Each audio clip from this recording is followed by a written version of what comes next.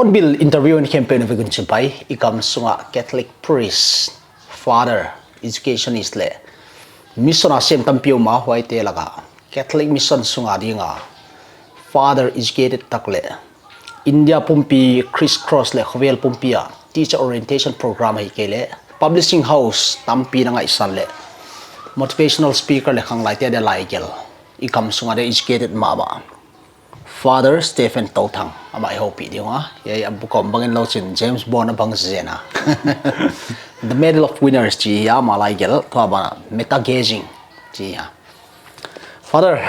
masa pen in tami interview so nang page hunang page na tum ki pa thu ingen nge. Ki pa me sir ma. Nang lai sim da tom ki min interesting de ingen we le hela la na pat. Do cham pang chidana Catholic mission atam banga priest ji de mo. Tàu hi na nang sebe chi to. Okay. Ke hi kapin na hi le te yang wang khu hin Chandi district Huchin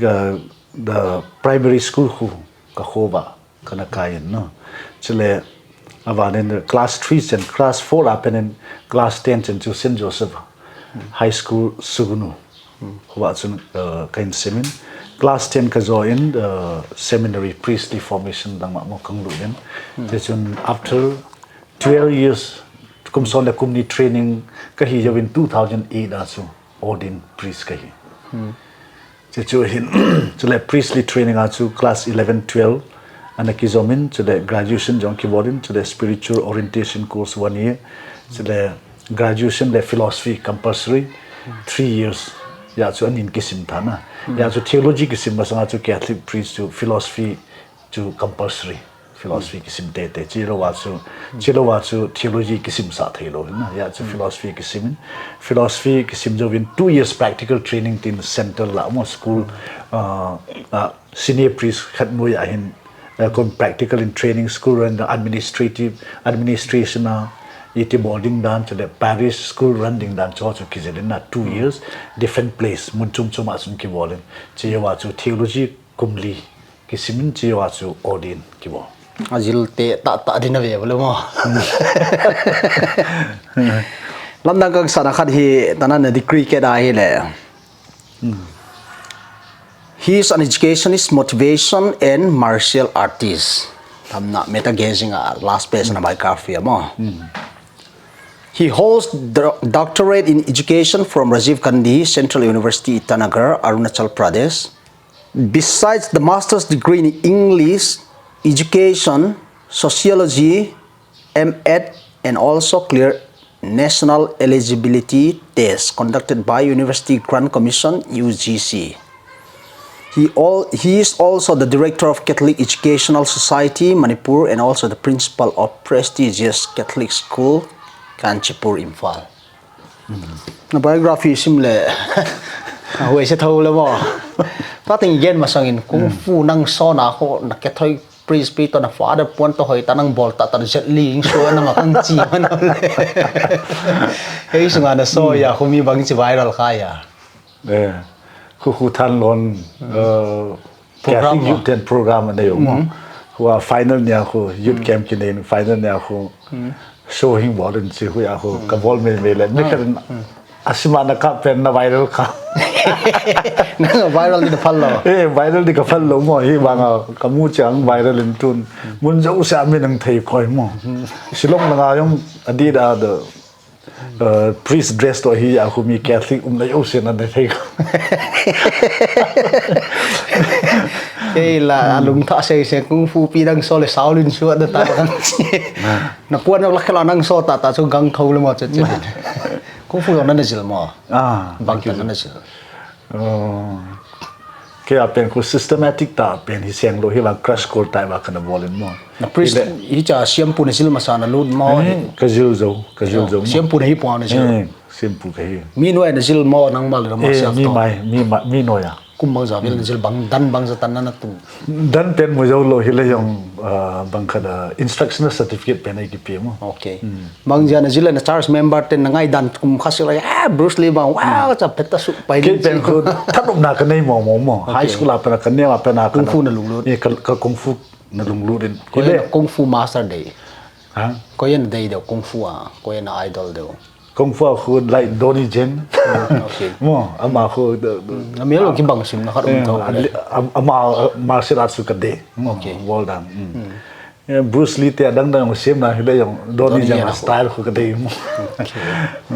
Khu mi hin khu ya ka than na khat ne hin ke khu bange pasien in Italian. Patheni Italian chu ipi hiana. Italian hi iti ki hedam ta hele desire in the form of desire aspiration evolve ut ba ko ya ke ka bol num chu tam hi chu for example music na music chu tha num chu ele music yong ka kizil ele avana yong ka interest area chu ka ben ki ele martial arts cha chu I want to test everything mo ka tha dom lo se test ka bol num chu cha chu Father na hi puwa kung fu na jila phari ti na pem jing ka sel exercise na ball ji ham ma helo na ro ban cha ben na la ji taw na manglo evenings teacher suna to school parish work ki busy so evening also say from 3 to 6 7 p.m. that is the time during which I gave my time for that. I chanang gen ho talent ichi ho ai ho ita te ho tana don boss ko kai teng mo mi sang khat mi jaget teng ko un pa ai siang da ki dei mo amao la hi pe khol lo mai te talent la hi khol lo mai the nang wi che ki ho da na gen ho na talent ho na lam kai ten the siam lo chen frustrate mo talent ki chi self expression ngai ai cho Yeah. mo cái chỉ bằng tung ta nó là nào bằng té tal nụ lung lút nào na suppress khá đi là sao thôi society cái ha suppress thôi lung lút lâu lâu pim dấu sẽ engineering 3D cha cái khai là tan phía là mà hay là mi dấu sẽ government cam cái đây expect chi ho tami tung ta ngay dan thêm con phum lên hồi đi biểu In society hỏi lo parents na thei lo ho tam jo parents no thei lo ho ata te ta thei lo acha te khu ipi lai na interest na ham tiam khol lo cho ke khan lon school ka kaisa hi le no exam result a hoi po po le apatai ti na kim chu to da educational e ma tu na betam student program ka chi cho school tam ta ka chi student ho ka student ho to ka ki ho wa ka do hi de how many of you are interested in academic studies ka chi le interest nei lo lo no khot tung to la majority of them are racing they are not interested in academics mo huya khum school atu ta interest na nei lo mai le pira school na hom ta le I'm afraid of my parents so many are forced to come to school because they are afraid of parents aya chu lekha chu simlo ri gati lo chu na lekha chu simlo ri gati e ba e ho education system chu piham ta he ho wa da che hada I chapang ho hi ipidi tam ta he interest hi ane wa pe na hi parents so they should observe no one area they have to do is observe avet ongai acha te hi then you buy some play items play items and give them and they start playing with that if you buy a ball they start kicking and then the interest will develop if you give music instrument they'll play like that and then slowly they'll develop into that who parents also for their talent parents are also responsible observe boarding then parents interest also what they do often children will pick up talent is beginning from the family who parents have to be also parenting is completely fail I would say only few parents are able to guide their children the rest we have left to school and most of the schools don't have facilities also so many children are growing up without children atam ta hi chapang atam ta hi a talent hello khowa hi they are coming up even when we ask class 10 what is your aim in life child atam yon thei to who something is really wrong who chapang hi a talent hi head ngai a talent apena hi we have to educate them school ayong curriculum sports curriculum chula sports week chula hi cho chi pira kin ham principal ke khaden pi tam ta hele hi che sports week so it is a waste of time tiong lai so it disturbs the academic atmosphere cha gam theitana ni nu thuma tai ke chai ro ti ho na ball amin me me ball but sports week chu it is a time no during which we have to observe our student who is good in which sports who is good in what no hi cho hold koi chu football a thema koi chu running a themam koi chu high jump long jump lo dang hai pi pya thanong chu hold then we are supposed to give them guidance we are not supposed to manufacture all the students know classroom student no more use so IAS officer li lo cho I want my doctor so ring lo cho engineer kai ri lo cho and bank manager hi lo cho now God has given them different talents no who for that teachers and parents need to observe the students to Albert Einstein and what is education is not about testing only the head so na all the animals if you test them their intelligence by climbing tree no think according to which animal will get first the last will be fish no if you bring them to the river who will get first fish will get first but since fish cannot climb the tree it does not make him stupid no it does not make the fish stupid but our education step education only the head is tested we charge on barking syllabus and as sa point a puneti yeah so school curriculum also it is testing only the head no head both set test one let's a team dance team I don't also mark capital Tommy who now pang perspective an at my mo nang priest kum degree zan nei zo music na jil so le break na last home le ho priest line I sin che to mi tu tanaw frustrate tu tanan na room a keyboard guitar ho kamu ta cha Catholic father la rock music day kang thei masat pen mai the ami musical break la din chi hu nan step ding na silbol tam se ministry line ngai si chi le frustrate thomo priest na hi zo a jong frustrate thowe because sometimes when ordained you have to take the vow of obedience obedience bishop then pope obey ngai priest bishop obey ngai mo obedience the vow of obedience kilai so ya chu ka bishop pan kathanum na hilem ka bishop pan hi thei do ri I have to obey without questioning sometimes in the process some of our talents get killed too nang khamle bin nalam kai ten tunga pan ye chabana khatal mu thelo why don't they give me room to blow na chi sim dar mo yeah sure as a human being national eligibility test mo naki test na dia na ball mai mo naki proof na dia kami na test in temptation priest la pay no la tami degree to sem na khal sui dia chi temptation hat hoile hat ma ji na mo and then university ke khat por inviting bor lai tho mo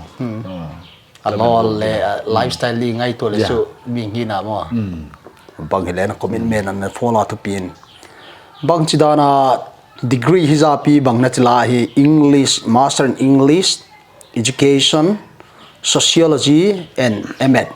pachian the doctorate degree in education ka interest line ka subject jo English so graduation ayong English honors kana bor here na e banga priest ordin kang hiya ba ka ministry to school na so the Paris le school ministry kan bola hi chapang hoyo se education hoye school akan seba student kan ki di la hi I got transformed by the lives of my students who I shift from English to education okay who I fully concentrate in education cha chu education la ma cha von cha B.Ed M.Ed MA education doctorate jong education akabo no net jong education akaji cha chu all the education subject I'll finish I'll study thoroughly kachin mo because I want to help our students education awon akabo then but English also I'm very interested English subject kadema ma kharin English study what I then you can smoothen your language you can impress communication skill English global language so we need to master the language English also is very good sociology it is study about society so society I must know the society then I need to know sociology also I take up so cultural differences cultural intelligence all these things through the study of sociology I came to know more and more doctorate degree bol na jong kum tampi ngai MA bol na dia khat bol na jong kum li be ni be ngai di mo li plus doctorate degree bang na chi bol khat one at a time on a ball mo gim gob lo mo lai chi sim jong yeah ke hu there is something motivating me degree lama yung I the doctorate doctor PhD who ka aim khat na hiam ka get ba nga ka superior hon ke music ka dominant interest ko music hi music line na a solun ka chile ama hon a sol talok mo huya aku as a priest music is not our priority at teaching aku then I know that as a priest once my superior has spoken I have to obey here I cannot go I cannot force myself in that area I shifted all my energy and my focus, all my interest in music, I've shifted to academics. Then I started studying every night without wasting my time. Then one master, then as soon as I finished another, I did. Net exam yung prepare, then PhD entrance to Central University at Kabul mo. Kathanu mintin Central University. So Central University entrance to high so evanga imwa hilachun. You don't need to spend much money. Private university as a PhD boarding per semester also some are taking 50, 70, 80 per semester. Very, very expensive. So Central universities also entrance exams you crack very minimum. Hostel ho yung kimukit alai chukil admission maybe around 3,000-4,000 day. So you don't need to spend. Then added to that. You'll get a per month 8,000. 8,000 per month stipend. Okay. So it was enough, more than sufficient. I used to hostel fooding lodging also 1,700 they charge. Then semester also around 3,000-4,000 KPI more than enough. Okay. So that is how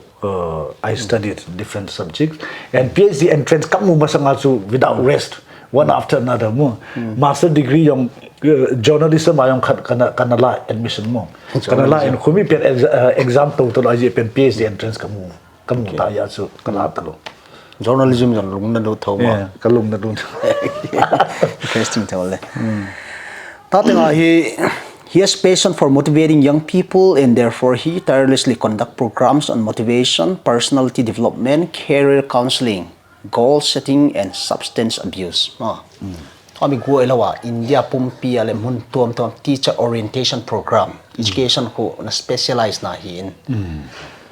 Sum tam na del mo na red ang dong zelway hey sung sung bang koite hi na pardon de hilo le ang han po ko maximum na feel experience to education na muda ngien me father. Teachers orientation ko kehi thing tan gi sela kalai ni teachers orientation ni lo chu music lang hi cho lang kan kan but I have to test all my interest area mo kuya ko please kahi was school principal ang ki ko chinga by observing student they experience mo amaho a family background study kam amo background study background bo chinga ko really I open my eyes mo kuya ko they transform me kuya ko transform na chi ko like how my attitude more. Okay. See, that is why today in my teachers orientation, what I say is, my dear teachers, don't go to school to teach only. Go also to learn. No. We must also go as a teacher to learn. As a principal, I go to school to learn from my students, not to give. Of course, whatever I have, I will give more. Sing pang la an enten eham athedi eham ngen jong gen of father to again. Kuya hu. Chia chu as a teacher's orientation or series ta akala na chu piham ta hele student who transformed in masa pen chu if you want to bring teacher society chu change kat bong yata one generation chu ngai chu one generation is required aji chu hi generation jong chu society transform bong yata catch them young na chu ka principal khare chu catch them young anewa pena tu masak ngai chu ai chu ale tinga hele you can't change them ki hel na ha sa chu mi ang let dung tin chia chu anew pera hi a mind jong hi fresh supple no flexible chu chia chu Descartes na say banga chu no blank slate ati so na human mind is like blank slate so it's a blank slate so whatever you write no na ji po so it will be impressed when they are young no so student or he if you want the society transform body the student should be the first target so that is what I see so teachers ho he orientation a serious ta kala na hi pyam ta hele ojo ho hin student te they can bring a change. So, or your influence is very big. No, teachers who influence what is taught wrongly by a teacher cannot be corrected by parents. So, teachers or him. That is why teachers or him a duty of my. They should not be just a mere teacher. They should be also a moral guide. So, all the values, whatever change we want to bring, teachers should have. So, mean teachers' orientation. I give my time because I want to transform the society. These fellows are going to tomorrow's future society to amoy. To alien ho cheng MLA ho hen lang minister ho hen lang bureaucrats ho hen lang leader ho hele seminar ki bojong le I don't think they will change much more. Jachu chapong ho su we have to target. Whereas APJ Abdul Kalam ina bol chu pem. The prime minister, home minister you say lo le MLA you say minister you say bureaucrat you say chu ama seminar pi ngai lo chu na. You know, he did not to target away. He wants to make India a powerful nation by 2020. So India to transform first world country, most powerful country. He interacted with students. He put dreams in them. He put values in them because he knows that if we put values and dreams into these children, these fellows will transform India. The school principal Abdul Kalam came. Why? He knew the importance of students. They will transform the society tomorrow. The target is students. Generation ngay dan khat khel na dia naw pang hoi ta siam phan generation khat ngai na chi mo. That's a very big thing. Tunin nang Reverend Father Stephen Touthang mo. Na footprints meaning thei udi tale bang hi bang value se naw pang tin na thei dia na dei mo. Teaching jog in my thei na long what are the values that you want to imbibe in students? Student na tu na ka value ka impact nom pen ju piam ta hele. Ke ka background so hoi lo cho. I come from a very poor family. Ka parents also ka fee ma pi yo lo na. Ya chu high school ka ya chu ka uniform jong atolang ke chu. Ele ka za cha chu. Zoom jong ka tho no lekha yong avana chu lekha yong ka thep lo lai. I fail in all the subjects. Ele subject yo sa ka fail. Chule subject yong chu maths, Hindi, Manipuri zero kamu ki lai chu. Chia chu ke academic background chu hoya hoi lo pe ni be koi ma subject ka chin student program ka chin sa subject yo sa fail dom tila khalani chu atun tho je subject tu ma zero mu chu koi mam nai lo chu. Ke ka background so I'm not ashamed to reveal my background. To be a motivator, no, we need a background. So, ke ka background so this. Ele lekha team pen first rank holder he jing lang. How will I motivate those who are weak in studies? So ka family chu my parents very very poor. Ele nikhada kanyau la chu nikhada khatbe bo en kani na om chu no. Kolvu chin ki hop chu la. Ata ge ke na kin thei ro na. Ele hite wang chu in sung gen thei ta ong ki sei lin chu. Ele academic background se ele ki thim lo lai. Tu na chu ka gel do chu biam ta hele. High school achun class khat ven na fail lang ka ti chu. I regretted why I did not fail. No. A principal person itawang mi hidam no really appreciate boredom ma hilo le say sit them confused also subject yo sa ki feel like promote a more jing chu tu lai chu chitawang principal jung ta lo ri chu na ya chu ka lekha yong ka thep lo ka background yong ka family background yong poverty stricken chu hi chitawang chu kong sei le ja chu tu na chu I have a story to tell students. Okay, no. Ele ke subject yo sa fail pa chu ta na sei ma kilet sa na hilo degree tam da ka nei ta chu PhD ka chai thaya hele no honi bola na chai thelo dam. That is why cha chu footprints me kada student ho kama ka pi nom pen chu in spite of your poverty, no family poverty, in spite of your failures in all the subjects, na lekha ka thim pu le ka family background hoi poverty asu never give up. I'm an example. Model you look at me. If I can succeed from this kind of background, much more you can succeed. That is main thing in which I motivate the student. Okay. So all the sessions I start with my story. Okay. Chia na hun ong lo kala lekhabu chan ni tan gel mo meta gazing.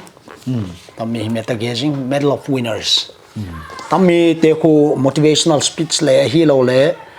seminar na ball na pan experience pan nanggil hian mo tam tigelin neo khat simurum tale pang focus dito te ko personality development mai mo personality development mainly the kada motivation na kasi you should dare to dream kiti okay kharum ben you should dare to dream, so all my feelings are there. Then what I do with my life kati so if you method ka ya how no oh cha so dare to dream asun avon beta cha so chale can apply kind of also, for example, 10-tune formula na tiho. Chia 52, I think chapter 52 also 10-tune formula. 10-tune formula. Yeah, 10-tune formula. So that is my real life experience. Ke lekha ka 10-tune chi pen ko iham mo. Iham. I want to call print into English dictionary also in the future. 10-tune formula mo.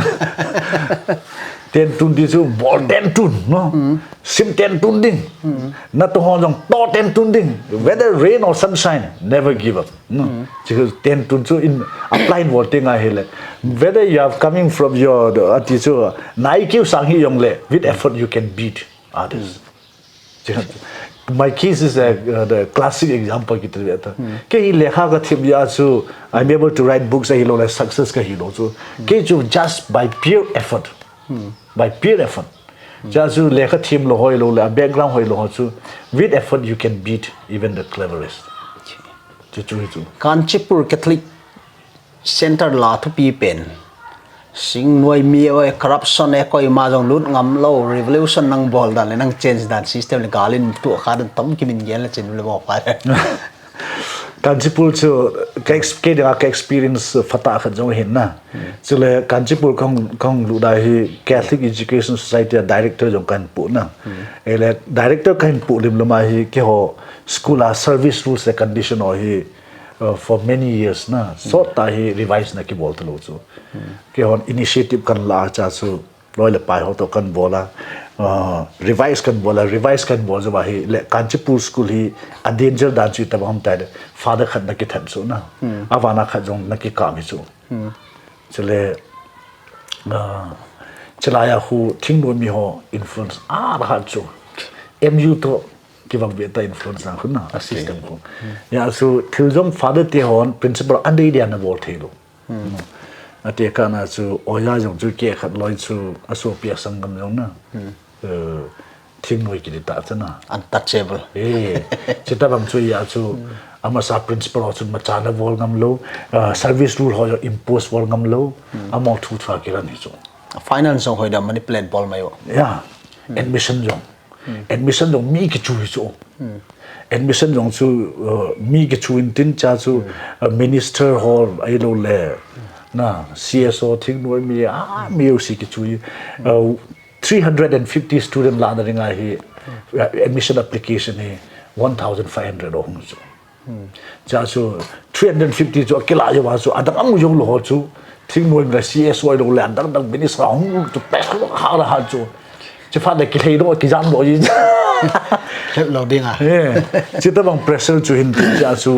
thing đó influence on hard base in tin cha su pha cái mà sang father hot sun mà cha rule jo impose na bol ngam lo na cha su cái ko nga su school irana hele principal pa school management de dung ya kiran ding hi na adu ti lo wa hele why should I be here ati ta su hele ko yo ho su ka le mi am ho yam pidi ki sei da short ta principal ho under control here na cái kahunga chu hi che observe ka bol chu around 6 months I studied I studied how the way amo behave dan le school dan so study ka bola chu le outside up na so PTA parents teacher association local guardian association jo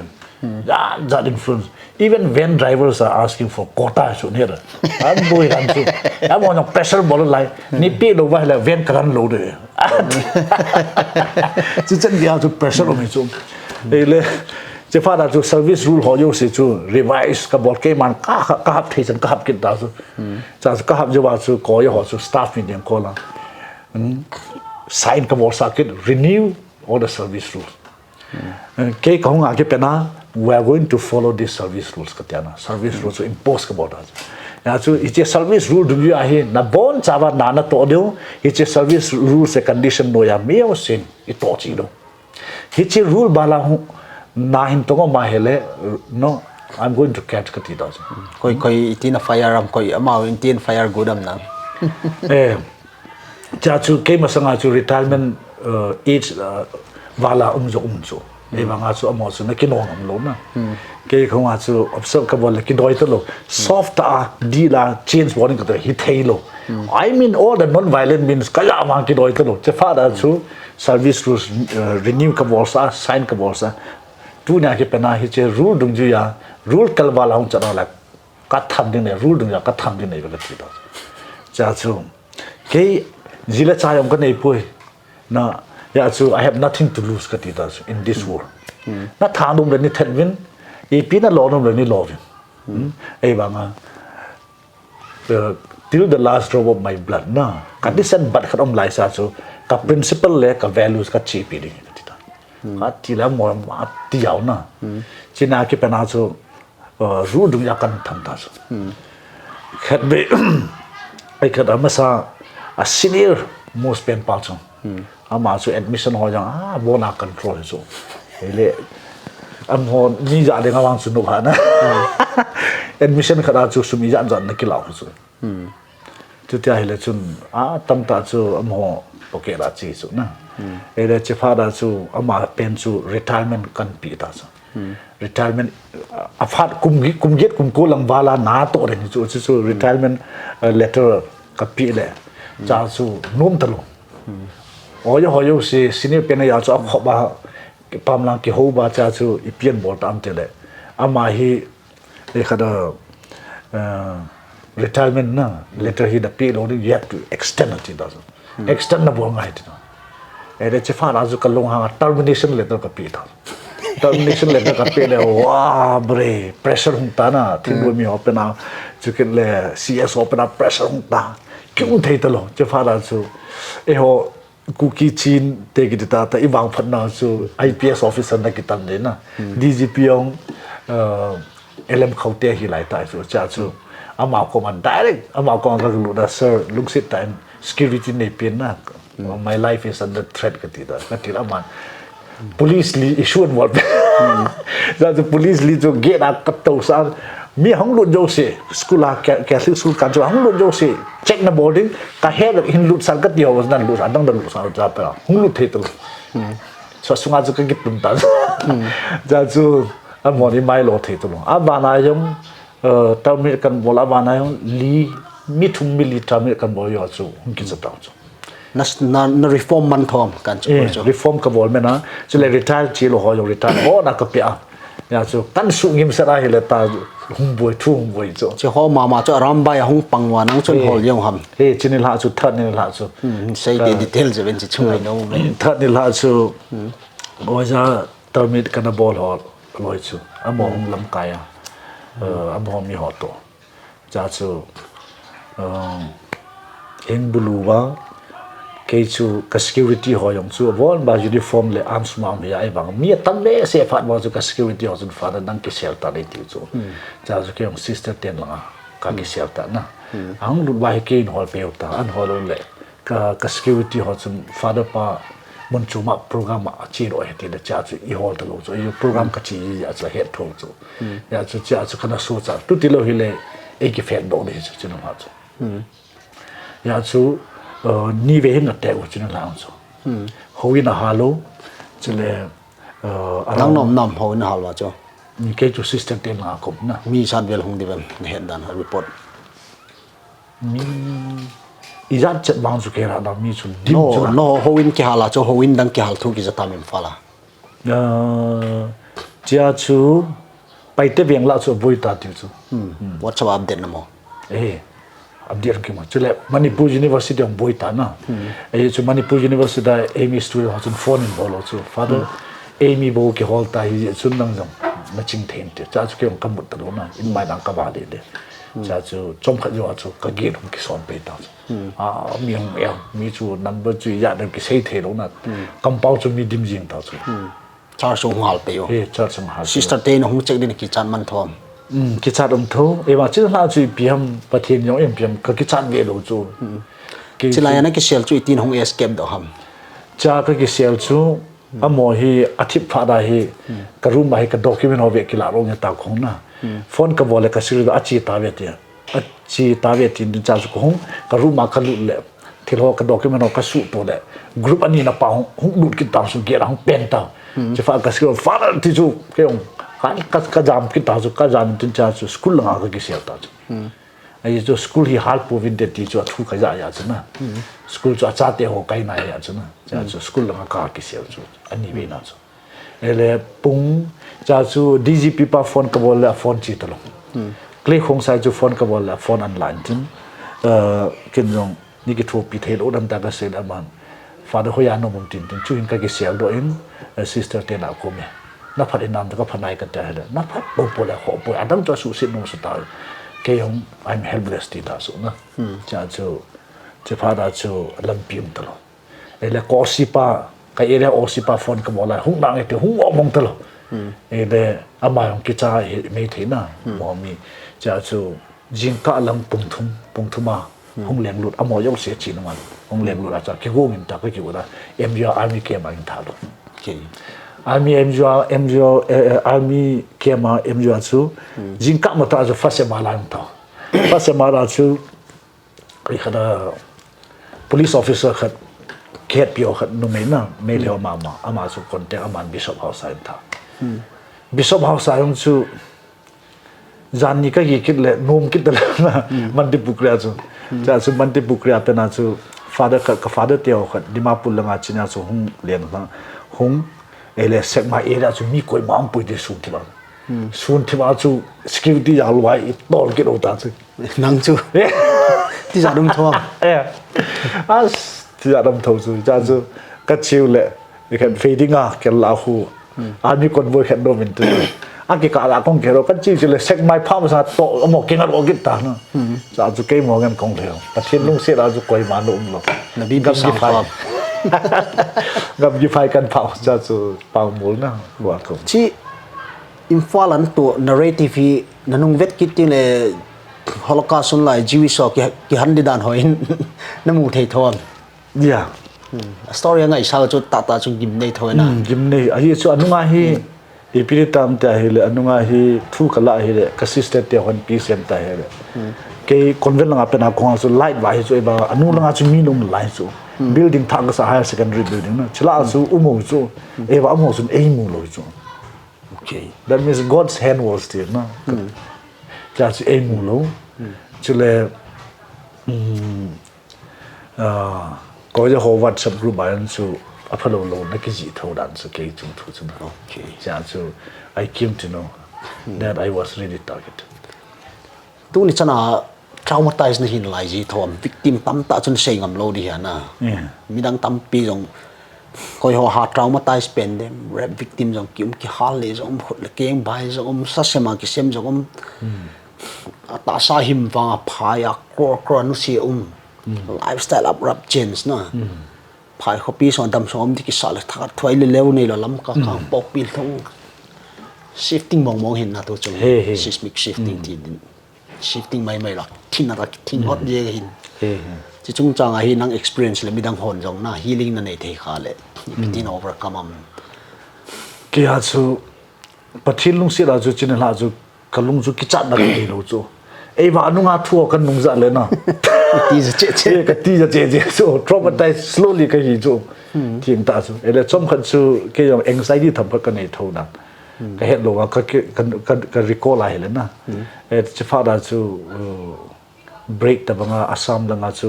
teachers orientation a ka cha khula ka escape jo wa chu na wan man hot ta school chom choma ka cha che wa chu lam ka ka chu ai zo langa pe na na ele cha pe na chu Europe chom khat ka che wa la khan hot ta bang na cha chu I think in that way slowly I overcame e banga till to iba kilo them na we can't change ta ki say ma banga chu the things that we can't change we must accept that is the first way to heal ourselves we are who the past I cannot change only I can learn a lesson or I can accept as it is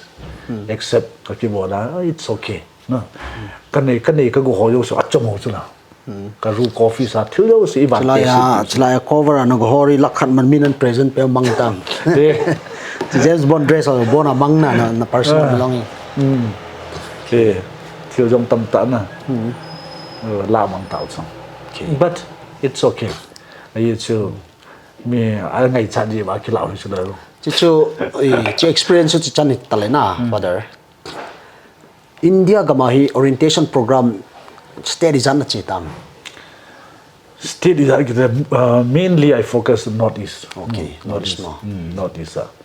tam zona chi so he ikhat bang chu Macmillan publishing company te chun contract ka sign ana ama chun wherever we need will call you the agreement to ka sign bana ama teachers orientation to students program acho actually Europe hi exposure na hani thom hoi lai lai na vitam Europe hi Germany na actually Spain Portugal actually Netherlands actually Italy hi to visit time so in a chitel hin educative thom na mit ki hongji thom cultural shock hitale what can I imbibe what can I learn ti hom culture hona betin le interesting na sa thom interesting I so is say baba traveling is equal to reading a book ti banga chuna chekharom chu lekha isima I het to travel I cha I het it is more or the same yeah so Europe ka cha ka phat chum pi kiten le today I have changed my driving style na ai chu Europe chu cha hele police om kimulo chu only signal you have to read and just follow ele signal yong chu alang khada mium lo ele crossroad chu midang vehicle om hi yong le kimo chi thelo chu till you get your signal e olanga chu pidigi seida ke khan loi overtake on a very wild no ya chu civic sense elo traffic rules ki hello hom ke helo khulanga chu pi del ki the mi khan lampi across to ngai le they give chance first no chia chu hichime me yong he India kong ki lai today to da he gari ka torting le lampia cross boarding my I stop my vehicle no I make them to cross first however no emergency I may be no emergency situation omjong le I give chance to others this itself is really for me cultural shock na mujel thoi yeah cultural shock is one area you know eta thadu kuki khada ethnic attires na vs code ho chu ka pu in tin khulanga kaloi ho pi denga ela kaloi mi thumol chu kasil pi then this is our ethnic na attire na ya chu I belong to a tribe katilo oh you belong to a tribe in tiu chu ele am honong pisa once upon a time we also belong to a tribe in tiu chu Germanic tribes na to Google up the Germanic tribe the gods the VC gods the Vandals tam tam chu na ichilai chu piri tam ta le with industrial revolution ai piri tam ta he factories ngi sim ta na ja chu khola job lo job watching nei lo chu factory kan to le all na khola ho yo se mi ngi kai lu da cha factory na gi pa hele all these tribes boundaries disappear so one thing what I learned no ele kato khom fa different tribe kan even we had different dances festivals folk songs that you do he told you see to factory na kan to khom ole factory chu no you have to attend no daily no era chu no time to celebrate festivals na e ho chilanga hi toning he lo je ma chu wa so many days free and then festival also ja chu amo chun industrial factory la na kan to wa hele all the people from different tribes different culture different language when we start working together it emerged as one people then our language became one attitude tuti ya chu ke khaloi tu na ken ka seinum chu piam ta he no need to stress no tribe differences these boundary tam tai gi simo chu ne his boundary I think one day it will disappear now with the coming of multinational companies Asian highway I think these boundaries will disappear someday that is what I foresee who culture of protect boarding I think I will not be able to protect as I see how the world is developing no who it is better to accept each other without boundaries that is what I see in Europe so this is something that I have seen so priest had to come pipa to 73 years old so ele ama chu ipiti tam ta hele father ama chu priest as a father ta address ka bol le aza num lo chu don't call me as a father just call me by my first name ati chu first name ama min chu Wilhelm chu ele 73 year old eta chu ma chu lekin Wilhelm ka gitri chu anwanu mo chu e culture chu na isanga ta jo ka chu mina ko chu e holding chu disrespect chu cha chu ama ko ma pi ka seitam ki ho Indian culture chu isanga ta jo ka chu aminai ko wa hele kiza mona he ka tila man pin seitam atu ta that's fine no atu ta hele pa hi Germany ano mahin German te culture na juiding na kinung che phale nang ma culture ki juin ti da I got cultural shock first time in my life no cha chu che wa chu pe tam ta hele kinong culture lahi I studied a little bit no Google line lang dang dang little research ka bola hele then I came to know that European culture chu equality based culture so equality based culture equal everyone is equal prime minister hele pure hele no they don't see one is low one is high yeah amina ki ko chu Wilhelm gatila I neither look up nor look down so equal is so cha chu equality based culture e ha chu ile Indian culture chu ile bram ta Asian most of the Asian culture so hierarchy based culture chu pyam ta hele high low chu difference it so I had to say ngai ding na I had to say ju di yong le achapang pana se di yong le I had to say ngai de ki ti ju ho chu ajuman tamaman tom deu ma yeah dung ju ya mo kum dung chia ele promotion jong bela chin senior na government job chu ele multinational company according to your performance chu ya chu seniority du ya promotion chu ke le prime minister chu no ekada hoita honorable minister ile prime minister nati address more ngai te chu title very very important qualification very important it chu na misplace ile people get hurt chu na ya chu ha chu very very confusing culture oi na kha jom na be ta yong le ama yong chu oi na ka ga mu doi ka tina to I mean travel and exposure te ko ki pawin education hi exam ki kel hui sang par chalai sim te hi wa mo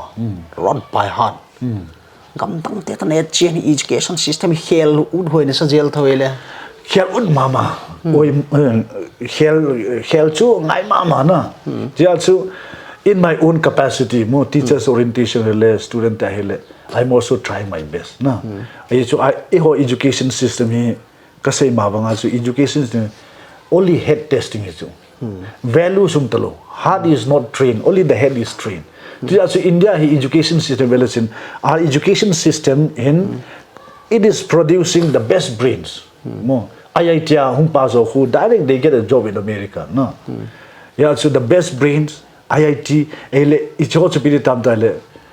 only the head is trained heart train lo ya chu pi tam ta le danger dan chu heart training pe lo head le na trainer hele you will have very very clever human being without a heart mo till kha su khe no guilt feeling ele public money agu yong le no guilt feeling nei lo ta chu cha chu India chu pi tam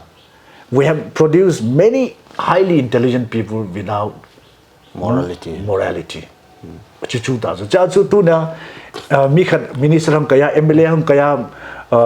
sun tang ta ki hu lo wa in lin ta ki sa ro gam lin ta ki cho ro la angol ta ge ti ta chu the one who is truthful and then full of value chu angol a ki ko ta chu sum gu thim pa chu very clever very smart ki ti ro ta chu ne re why cha chu in our schools morality hi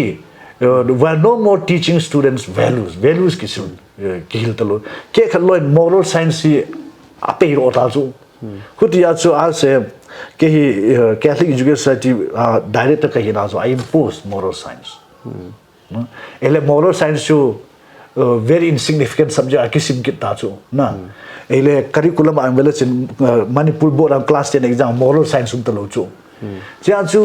moral science chu the most unimportant insignificant subject ta chu ele chapang ho program ka chief hala chapang on father what subject do you teach no you have finished PhD science katila wow which science biology chemistry or physics moral science moral science katila nuyu so kasi num chu we are reaching a stage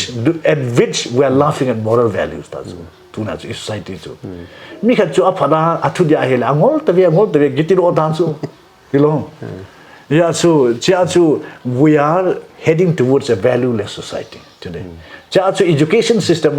value we have to teach. Moral science the teacher will say value a teacher also. So teachers have to teach by our lives. A teacher teaches not only in classroom but he teaches everywhere, in the streets, in the bus, in the flight, in the market, in the village, in the locality. We teach everywhere by our good example. So teachers or him, they have to teach values by their lives. So when you go to school, be the first one to wish your students. As a principal, I'm wishing my students for. I don't get hurt since if my students are not wishing me. No. Wish ball le na. Kaoyo hoyong wish ka ball masan. If there is a tekana varanda va paper here, I pick up by myself. I put. In society hi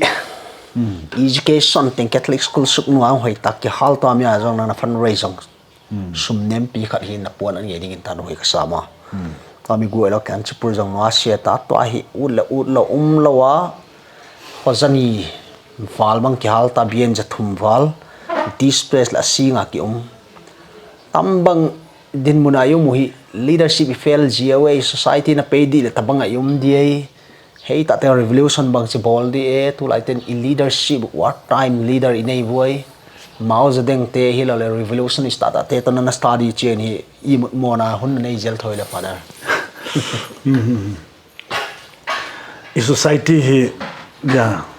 key perspective also. I want to transform our society more. So if society transform the ring also,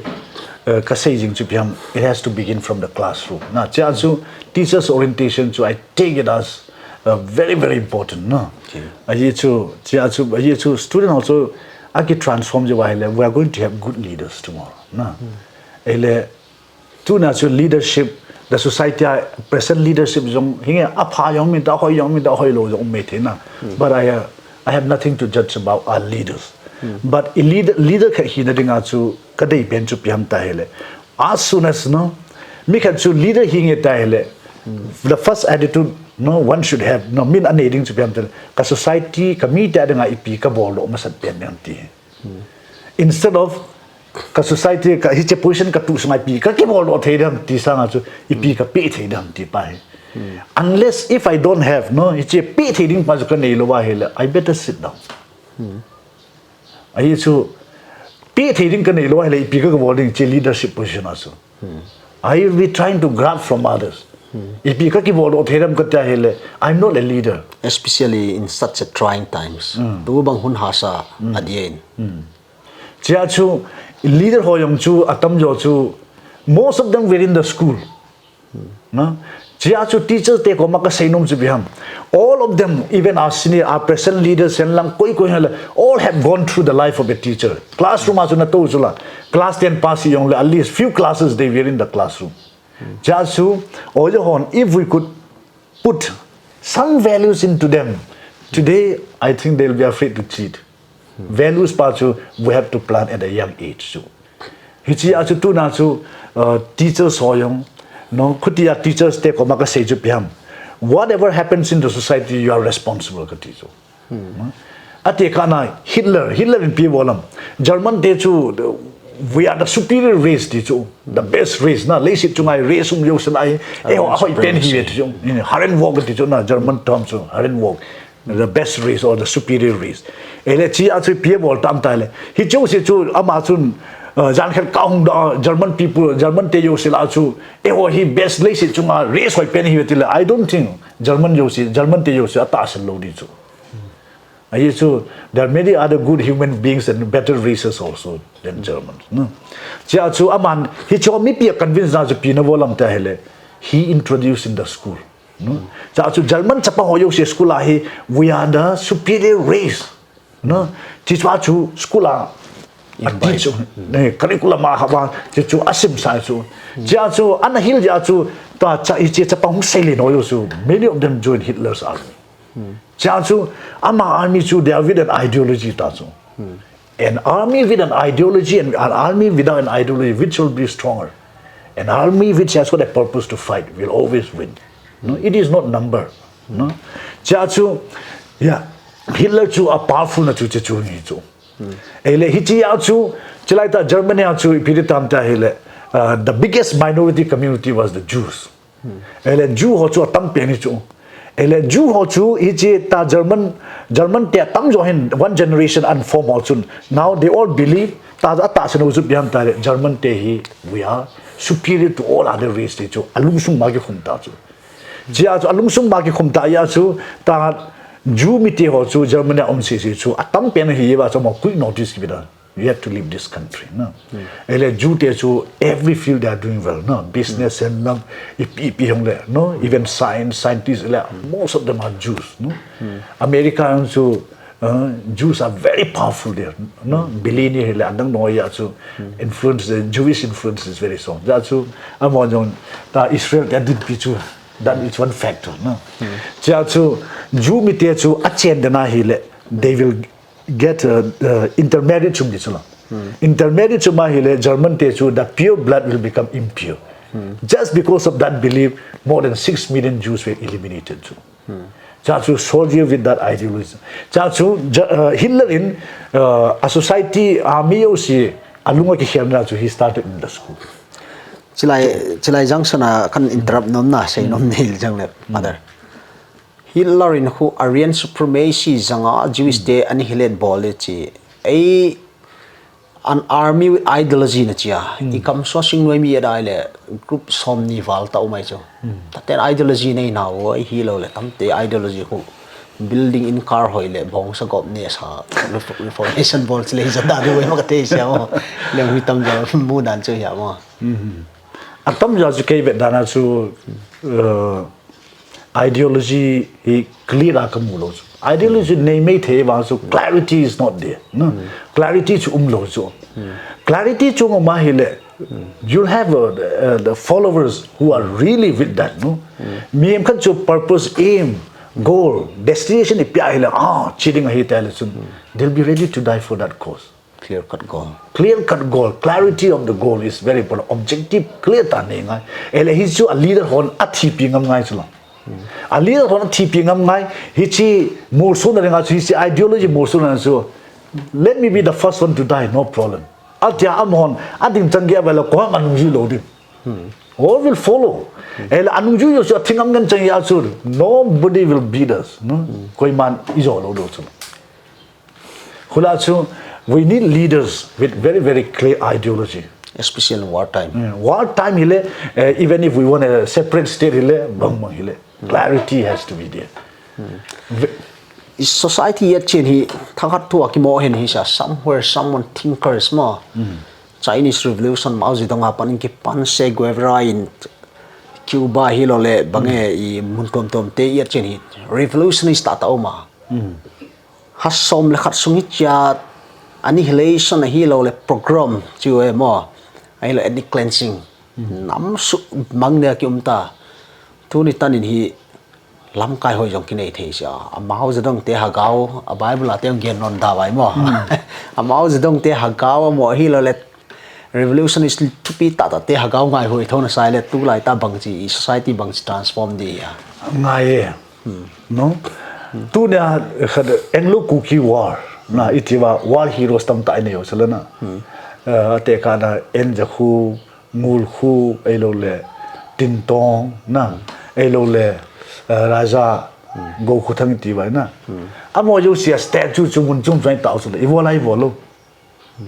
ele we are passing on this story it's a story he next generation ki sei pi so hi chwai sei pi na wa chu pihan ta hele agar han da no agam ngai lu da no na hi cho yo si chu these values we are imparting into them hi cho yo si chu alung sum mai khum lut bi fa le am ho courage bravery not ready to die for the land motherland hi le na pi hi cho yo si chu in khum lut bi fa le this generation it will just transform itself tu na chu a statue ki mo tai lo chu hi chi younger generation amu fa kagar hang pa na ama ka gam le khana ma thinga ma na ki per oi ti fa le they will imbibe those values a statue ki mo tai lo chu ele subject a jong mil subject a jong a story ki ji chu teacher has to impart those values into this younger generation. Which also I always refer for the transformation that we need one generation. This is required. Sociology jong na line Mao Zedong jong na study thoding kin tan hoi ka sa khop mi civilization le society ngi structure dan mo Mao Zedong tabang vel a ngai dan nei thei lo le kam sung pui thei ta mo si bang lam kai mo ima mo tho wele bang chi siam pha dia Mao Zedong te system te za thei hi lo le kam so lam kai ki sep ta nai lo we hi lo le mi pil mi siam tam pium na system in lu de phal lo mo na mu dan who leader ke chahile the one who leads leader chahile Jesus leadership style who enle he himself called the good shepherd who also Palestine also who la also beram te na kel ngui ten an ne ding ham patam lo chu cha chu tun Palestine who ama hon it is a land flowing with milk and honey ti wang chu song le tam zo chu na len cha chu song le tam zo ya chu the ham pa po na le amun hoi chu tam lo chu it is a few only around river Jordan maybe cha chu am ho hin akel mo agachin na ro hi kam la chu no they have to take cha chu on the way the wild animals na home pi le ipp le amo beram attack bot hin cha chu serious leadership style ju tamam kel ngoi ching fa chu he goes in front he goes in front ele ama kel ngoi attack bot hin le he is the first one to face no cha chu leadership style piam ta the one who leads I'm leading you come follow me cha chu Jesus said follow me so he is going in front cha chu leadership he so leadership transform hita chu a mama ki pi ro ngai so chu ke leadership phang nei na ringa chu people also should choose their leader ta chu e ho la chu vera hele chun choice lo ve sa na am dan chu he choosing process by here I don't know how it is but we should choose our leader and some are self made leaders also cha chu he leadership choosing of the leadership process also has to be fair no fair and then without based on any clan any tribe who is really fit no he should be chosen tu lai ta hi separate administration le cookie zo ta ten hi gam ki tup ta nei ding security nei ding mo vision nei ta ding chi hi tam mi i achieve the ding bang bang revolution ngai ding house system hen ngai na sai democracy ta ki mo hi lo le hei ta tenga grassroots bang chi pat di hi tu nin i chen la khu no hoi chen ka gam house ten chiwa tu ne asi amang yet chala volunteer tam zo azong ken thei te in kam hu ding tam mi hu zo chang ai gam pheng te house pan nei ka sington khara sa thei lo ding au chama election chama vote lo te vote no lo ma pasien bi lo le pasien be thei lo kyum di mo tam mi hi democracy ta tai feel khana way house system ko is it a boon or ban ne khana idea tam ta teng le society reform didan na burden le them khan gel chin le father tu ne chimi yo se adida khuchaga ho vet dana chu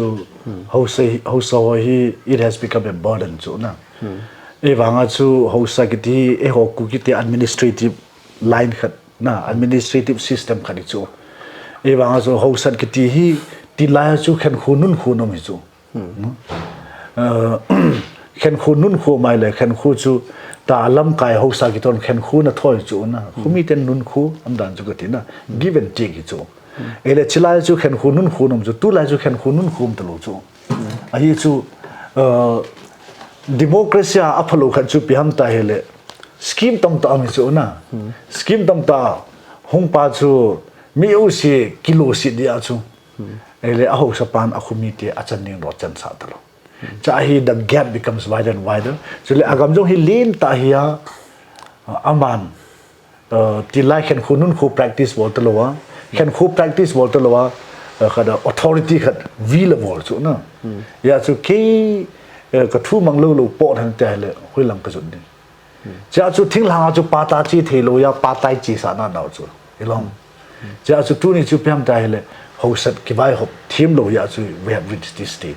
cha chu ho sa hi nge a function ho bang hi ki hian lang hi le na it ari chu khuchaga ho hi they should feel secure with the land ya chu secure ho sa hi pum khela khel the hi poi ti wa hi le chun the villagers also they should feel secure with the land. Iyadam kan chu ho sapana pya hichahi either you no sign agreement sign hichahi ho sapana tha nei lon ti ka lo lai sa chu khuchaga ho chu they will not feel at home. Ai chu ho sa chu apha yo maintain afalo yong tam ta ngum ding ya chu hit tu igal jo yong le the same thing will happen if the change is not taking place. Ya chu ho so hon jong agel ding chu piam tai le ho so hon no ka khuchaga ho hi ipi ka bol pya le lungmo nga khu chen the lo. No, we have to think it very very seriously. Ate ka khara ke loin hinge how said administrative system to British there happen I ana saitan ele pre British on timate he tawte na adu ta hele chun hi chi ki mo la ro le khunung le e ho na ki per na khadong yam ti om chu om dan chu separate administrative ip yam le ke khaloi the fear is that but ke gel dana chu ip hi ta yong le khu chaga ho chu ale na hi if they don't feel the belongingness to the land adu che am lo lai sa hi khulhing tam loading khupi yang ki su the chilai ta in the tarap tling chi security lo ja hi an nei nei lo lo khopia hi ta ki jam jang ai khot chaga ho chu school jong kai thei lo lampi jong lung thei lo mi hlom che a be dong anu pot do zo lo se ham ti yong ki dong le extreme dem he to a chu thinglang chu si thinglang tur ka bo yu chu na ko bu mi ho tur ka bola hele ipiritam atam jo thinglang a cheng chu upai nei lo chu ele ke khalloin upai nei long ki wa na nei chu ele somehow la hol wa tham khan le ti la taung langa chu in mun an cho yo in an ki cho wa and then after some years taung lang ki chen do ta chu kho hi hom che chu ka to jin tin alas le koi ki dal ran te le ju kham sa khama a family na a family ki sim lo pa le ho sa pang ki dal amani ko yo yong ki thadam ti ngari ka ti bottom line na ti a khwa hi ki dal ho yo sia tam jo hi bela sin upai nei lo si chu je le sum tham pen ne ho chu ta ma in mun ki jo patale na ki chena peacefully ta chu khu ti ya chu kho tha sim nin ta hele ho sa te na lungo khel lo hele village we cannot transform ai ba chu marte system chun chlai ti pai mu ro nai chile sen von the all this bless 600 houses cho ei wa chu hot tha tam wal be sa min na ngon new kholui ti wa na house sa chi vel thing noi house sa bureaucrat pension ho house sa mi zo se tam doi house sa teacher scheme job card mi som ni na chu job card payroll la chu som thum som li na ada ngo chu thla hon an na ji ham piam ke lo ji jai tunin prisla hi thinker nang to educated thita open tan long thim nan ser ka ki pain na experience ha chu program khara taw na mangdan sei le thu na sei le cha kon an ko kha ta lo ham ke yong chu pidi ki sei da adi lo chu avom chu ka ang gi thei lo khat na ki hin tin na chi a chu boy jab ji da chu ba nga chu ka sei chu piam ta le ke i ji cha yong lo i tha nu de ki tha ta bin ka chu ja movement li lo kan ka ti san ha ta ki pau win father nang to kyo di da kal thum kyo le jong chim thei si van in tu ni no subject tam tat se sang bul la bang ki ge ne viewers dem na thein lo mai thei ni dang chen jong subject to ma teacher orientation the drug abuse ilon live putting review le society reflection on nature linga tu na tam banga open ta nang pe ya gal jia kanchipura pa nang tai khira tamilam kamuna nang hi hoi ya midang te lai hi le sang let revolution begins at home ma charity begins at home ti ma ki pau min tami don bosco le tami area teacher orientation ang pi te mi tam pin lo pi ding eding gin tar hoi ka sa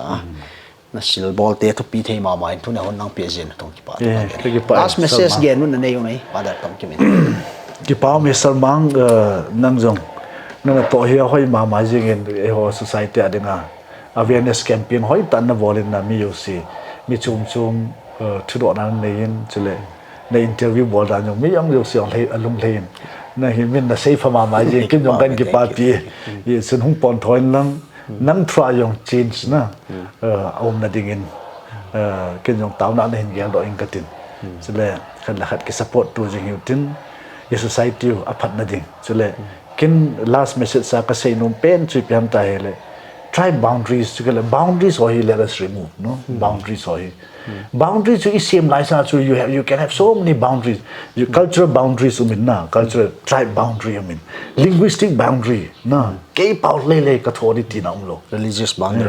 boundary khudi asu ka sei nung khat be cham ka sei Christianity to e hola hung lo hele ikitu ro le ti so for example the best example Chanpur denomination rong convert tham khada bol amol to exclusive group ta kharong kit khada bol kharong kit we are all compartmentalized tonight marriage also becomes a problem no ele hi chema sanga chu home ya nom lai ba chu pui pa the religious boundary ma cha nom do chu no khudi ya chu ivon ba hobung kheli ti la home ya nung lu do ikitu ben Christianity da la do won ba home ya nung lu ba ikitu ben ya chu ka say nom chu piam ta he na boundaries or he let us reduce clan boundaries om ke lai sub clan boundaries om ke lai how to boundaries or cha chu sapiens kitina the short history of mankind who human Harari who I learned a lot how a tribe is formed no tribe eating the form tribe ke form na chu tila chu pi tam ta hele primitive days are so hard pen pan atha ama thunung nung atha li so na ele che fa da so adang ho yu se kichawe sa che pa hi hard pen pa hi tam sa wa hi le e ho yu se i no ki su lo re na i tha mang do i chi mang de ti a su a lo yu se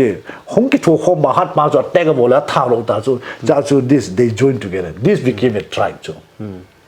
tu na hi piam dai le e ho tribe form no we are afraid of each other Jachu tribe becomes stronger and stronger so heaven. Jachu, why should we be afraid? A leader, ilam kai git hoyusium, remove boundaries. Remove fear from every tribe. Leaders should remove fear. Ele Jachu hichohi boundaries hoyusi, religious boundary and lang, tribe boundary and lang, cultural, linguistic, hichi boundary remove by ele. We'll have a peaceful state. Ideal mate but it is not impossible. Say no. Pa umma main igam sunga hin nagate example in talahit koi maki communicate the siwa bol to min samis le naga ha ma chiwa hinale e lamka context e chen samte hi zote law ma pai te law ma thadola jangoma tungdim kichi zote law ma lungdim thadola kichi kya jela guite ki pai te sa ma loyum guite ki ku ki sa ha kwa ki ku ha kwa ha ki jong umaya tamte zo si hi le ilam kai ten brainwash ta na hi na le two generation chen hi nation building nam khat hi zar khat hi water is thicker than blood ham no boundary ki hen hun no lo ya tamte hi e ya ding hi you overcome si while it's going to be a stumbling block chi ho is get then in a satai the diu ya ham in mi khel lo in mi hing ho I ham ja I be ja ki hen di hi si I human values tele mi man parliament phalo at ding hi interview hi short sim tai na ngai hetu te ham phan hi mai wa tam mi interview na parin sil tampi thought provoking ta father I commanding a very well educated degree holder decorated mama Reverend Father Touthang in here tonin ngai dan na stan kopia ni dang chen religious hi theological thu ta le the future of church history chi bang hope you dingwa inala tu ni first day hi ki sau sa seng khale kya chen en no lo din hi chen ton chau sa wa en tu te zo sin thong pa tho kang gen a igam sunga hin education is le thinker le the eminent writer scholar tampio mai na tamte idea zo si hi society a ki reflect zo nai lon igam sung ho thao toi ten vai ho me hi lo politician tam zo ten vai ho ve chi jang hi tampi ngai to di ko ma tu lai tai transition period is society mun khara para mun nang khara ki transform ding lai ta hi atwa je ni ngai dan zo se ki kop ding ya everyone is entitled to idea tu na gen te di sia hi sia conflict of idea tampiom ja to mi ho ming kro na ding hi tu de en tu te zo sen to ki pa to kan gen na tam holim na par comment section na be na ko bu do comment section hi YouTube on up nai le two way communication here to je ni no jong ngai dan kum ding kan gen na tu ne ding tam ta na zo ta en tu te zo sen to ki pa to kan gen hi Father, keep on me. Oh, thank you. Keep on me, Sir Ma.